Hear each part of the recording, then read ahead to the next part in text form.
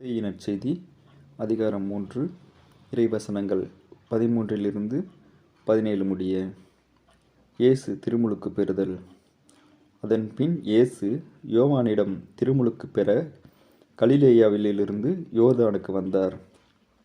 யோவான், நான் தான் உம்மிடம் திருமுழுக்கு பெற வேண்டியவன், நீரா என்னிடம் வருகிறீர் என்று கூறி தடுத்தார்.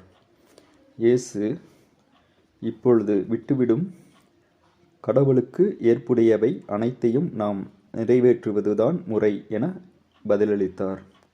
அதற்கு யோவானும் இணங்கினார். இயேசு திருமுழுக்கு பெற்றவுடனே தண்ணீரை விட்டு வெளியேறினார். உடனே வானம் திறந்ததையும் கடவுளின் ஆவி புறா இறங்குவது போல தம்மீது வருவதையும் அவர் கண்டார்.